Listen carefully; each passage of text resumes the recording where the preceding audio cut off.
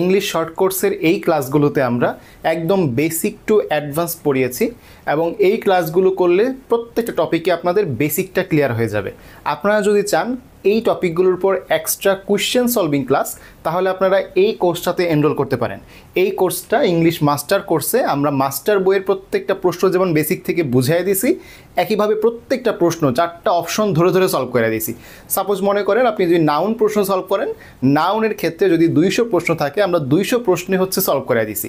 এরকম মাস্টার বইয়ের প্রত্যেকটা গ্রামার এবং ভোকাবুলারি যদি কোয়েশ্চেন সলভিং ক্লাস চান, তাহলে এই বেসিক ক্লাসগুলোর পর আপনারা চাইলে এই কোর্সটায় এনরোল করতে পারেন।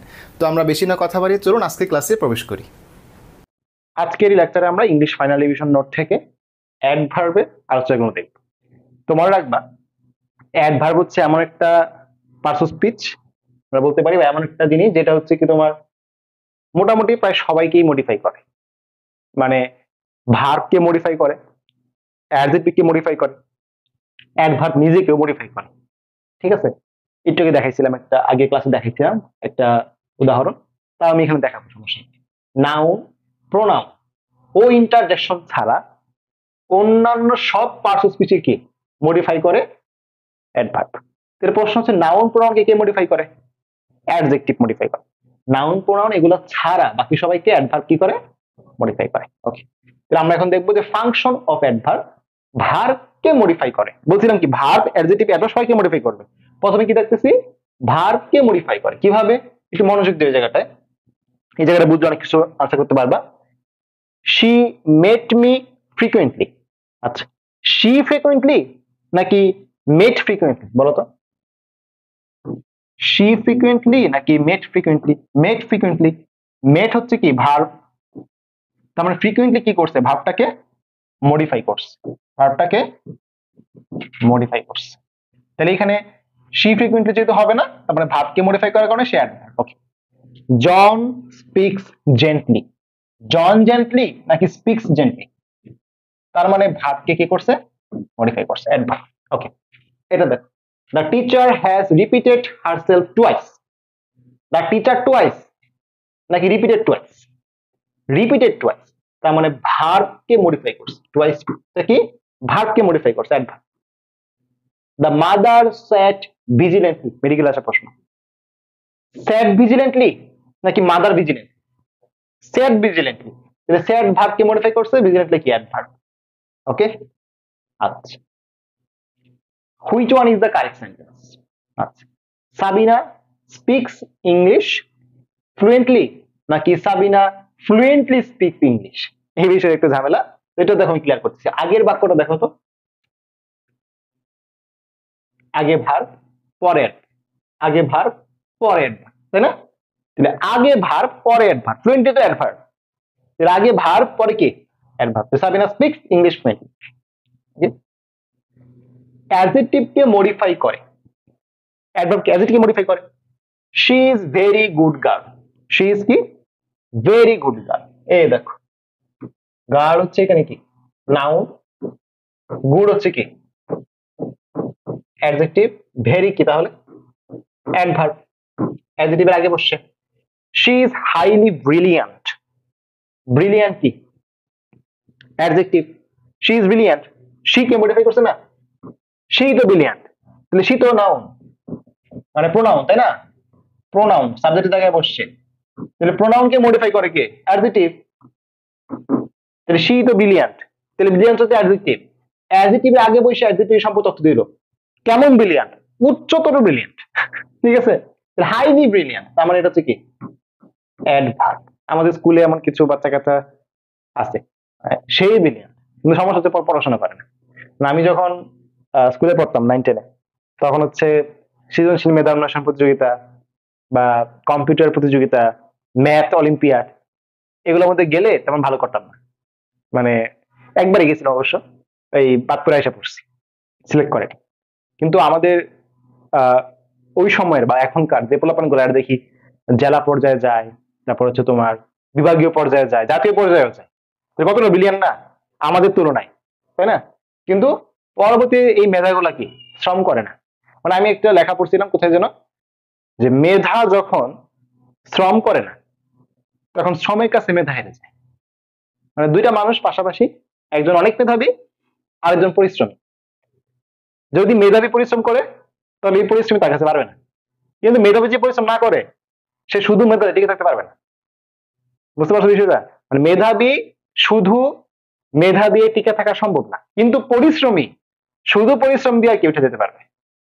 এটা গুরুত্বপূর্ণ কথা। হাইলি ব্রিলিয়ান্ট, ব্রিলিয়ান্ট দিয়ে কি মনে হলো বিষয়টা? তুমি পোলাপানের পরে পড়াশোনা করে না, কলেজে এটা সবার কি আহা গেছে। আচ্ছা, শি সিংস অয়েল এনাফ, এখানে এনাফ কি? আচ্ছা, মনে আছে একটা কথা বলছিলাম যে এনাফ নাউনের আগে বসে, অ্যাডজেক্টিভ অ্যাডভার্বের পরে বসে। তাহলে অয়েল কি? অয়েল কি বলছিলাম না? স্বাস্থ্যগত অবস্থা বাদে বাকি সব জায়গায় অয়েল কি? অ্যাডভার্ব। আমি যদি বলি শি অয়েল নাকি সিংস অয়েল, তার মানে অয়েল কি? সিং তো ভার্ব, তাই না? তাহলে অ্যাডভার্বকে কে মডিফাই করে? অ্যাডভার্ব। তো এনাফ কি এখানে? Adverb. He rides very well, well enough. He rides very well enough. আচ্ছা, হি অয়েল নাকি রাইডস অয়েল? Rides well. তাহলে কেমন অয়েল? Very well. তাহলে ভেরি কি এখানে? অ্যাডভার্ব। আমার এখানে এনাফটা কাটা যাবে।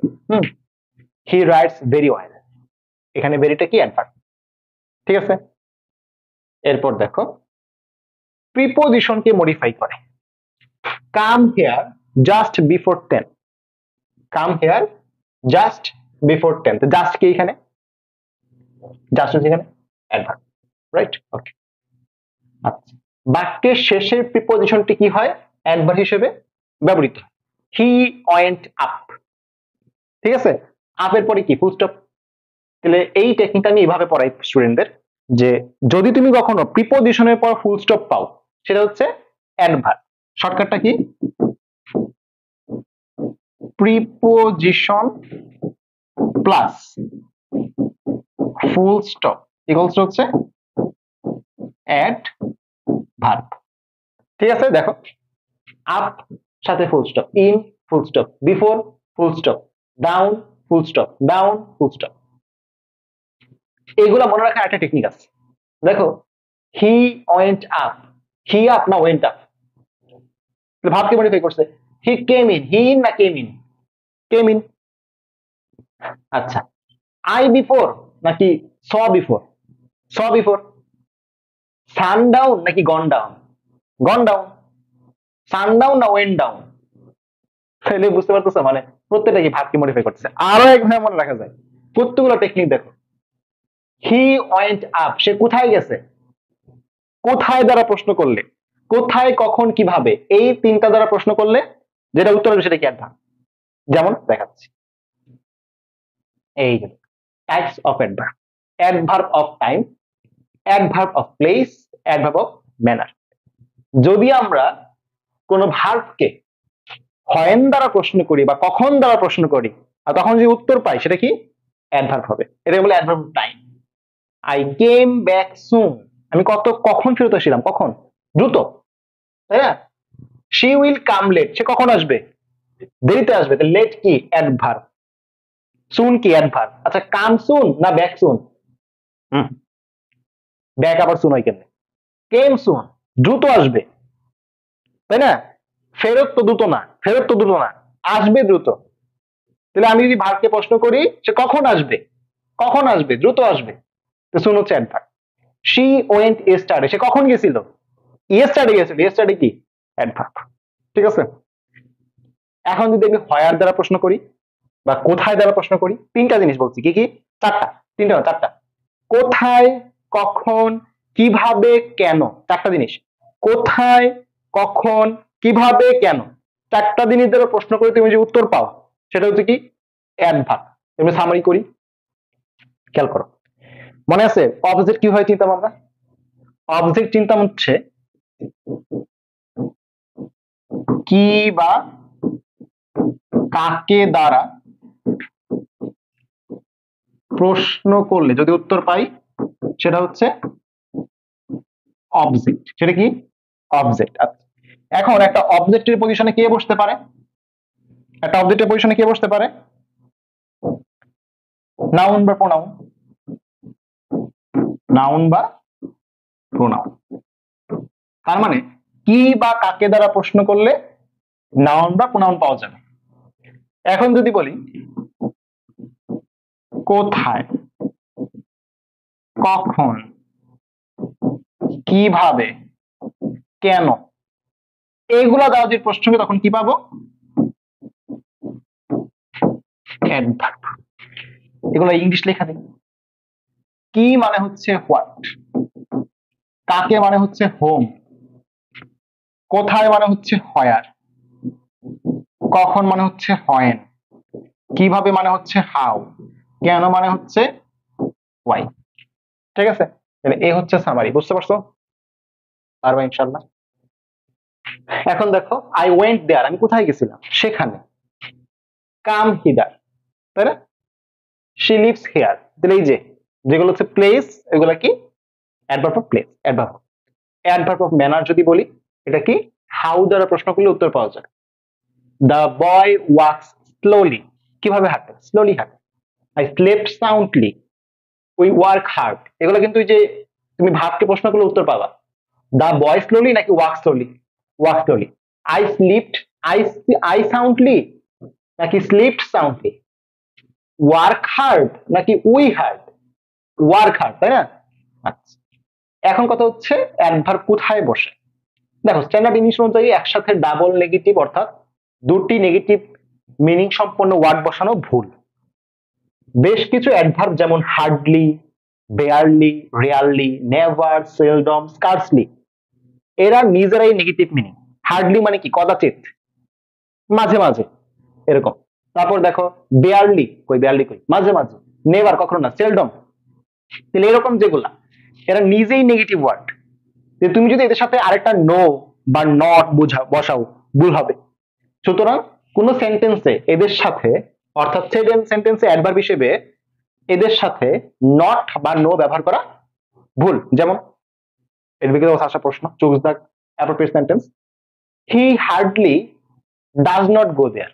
দেখো হার্ডলি এমনিতেই বোঝাচ্ছে সে যায় না, আবার ডাজ নট কেন? তাই না? দেখো হার্ডলি আছে, আবার ডাজ নট কেন? তাই না? আবার এটা থেকে এটা স্ট্রাকচার ভুল হয়েছে, মানে হার্ডলি দিয়ে শুরু হবে না, শুরু হবে কি একটা নাউন বা প্রোনাউন দিয়ে। হি হার্ডলি গোজ দেয়ার, এটা হচ্ছে কারেক্ট। বুঝতে পারছো? একসাথে hardly, barely, rarely, seldom, scarcely এগুলো যদি বসাই, এর সাথে কি কোনো নেগেটিভ ওয়ার্ড বসানো যাবে না। ঠিক আছে, ওকে। কিছু অ্যাডভার্ব যেমন always, never, often, rarely, usually, generally, almost, already, hardly, seldom, rarely, just, quite, এগুলো স্বাভাবিকভাবে সাবজেক্ট এবং ভার্বের মাঝখানে বসে। খুবই গুরুত্বপূর্ণ, এটা হচ্ছে তোমার কারেকশনে আসে। কি বলছি? এই যে অ্যাডভার্ব গুলা, এই অ্যাডভার্ব গুলো কোথায় বসে? সাবজেক্ট এবং ভার্বের মাঝখানে বসে। তবে ভার্বের সাথে কোনো অক্সিলারি ভার্ব থাকলে, am, is, are, was, were এগুলো থাকলে তখন কি অক্সিলারি এবং প্রিন্সিপাল ভার্বের মাঝখানে বসবে। নরমালি কোথায় বসে? সাবজেক্ট এবং ভার্বের সাথে। কিন্তু কোনো অক্সিলারি ভার্ব থাকলে অক্সিলারি ভার্ব এবং মেইন ভার্বের মাঝখানে বসবে। এক্সাম্পল দেখি আমরা। দেখো হি সামটাইমস টেলস এ লাই, এটা বাক্য। হি সেলডম টেলস এ লাই। তো এই যে বিষয়টা দেখো, হি হচ্ছে কি সাবজেক্ট, টেলস কি ভার্ব, তাই না? হি সাবজেক্ট, টেলস হচ্ছে ভার্ব, সাবজেক্ট এবং ভার্বের মাঝখানে অ্যাডভার্ব বসবে। এই হচ্ছে কারেক্ট। বুঝতে পারছো? আবার দেখো এটা যদি বলি, এটা কি? Auxiliary verb. এখন প্রশ্ন হচ্ছে আই অলরেডি হ্যাভ নাকি আই হ্যাভ অলরেডি? দেখো টুয়াইস কি? অ্যাডভার্ব। Twice adverb. অলরেডি কি? অ্যাডভার্ব। অ্যাডভার্বের পজিশন দুইটা বললাম না? একটা হচ্ছে যদি অক্সিলারি ভার্ব না থাকে, যদি অক্সিলারি ভার্ব না থাকে তখন কিভাবে বসবে? Subject plus adverb plus verb. যদি অক্সিলারি ভার্ব থাকে তাহলে subject plus auxiliary verb plus adverb plus verb, তাই না? তাহলে অক্সিলারি ভার্ব যদি থাকে তাহলে অক্সিলারি ভার্বের পরে বসবে, আর না থাকলে সাবজেক্টের পরে বসবে। দেখো তো এই যে হ্যাভ অক্সিলারি ভার্ব আছে, তাহলে বসানো ভুল হলো না? আবার দেখো হ্যাভ অক্সিলারি ভার্ব আছে, যে বসানো বুড়োটা না এখানে বসতো, তাই না? এই দেখো হ্যাভ অক্সিলারি ভার্ব আছে, তাহলে এখানে বসছে কেন? হ্যাভ এর পরে বসবে। এই দেখো হ্যাভ অক্সিলারি ভার্ব আছে, হ্যাভ এর পরে বসছে, মেইন ভার্বের আগে বসছে। রাইট, আই অলরেডি হ্যাভ, শুনতে কিন্তু মজা লাগে, আই অলরেডি হ্যাভ, আসলে কিন্তু হবে না, কারণ কি হ্যাভ এর পরে বসতে হবে, অক্সিলারি পরে বসবে। আর যদি হ্যাভ না থাকতো, আই অলরেডি রিড দিস, তাহলে ঠিক আছে। অক্সিলারি ভার্ব থাকলে কি তোমার অক্সিলারি ভার্ব পরে বসাতে হবে। ওকে, আমাদের হচ্ছে অ্যাডভার্ব এগুলোই ছিল, অ্যাডভার্ব খুব কম আলোচনা, কিন্তু টেকনিক কিন্তু অনেকগুলো দিছি। ভাবকে প্রশ্ন করবা, কোথায় কখন কিভাবে কেন দ্বারা প্রশ্ন করবা, মডিফাই করছে কিনা দেখবা, তাহলে উত্তর এসে পড়বে ইনশাআল্লাহ। ঠিক আছে, তো আমাদের অ্যাডভার্ব পর্যন্তই। আসসালামু আলাইকুম।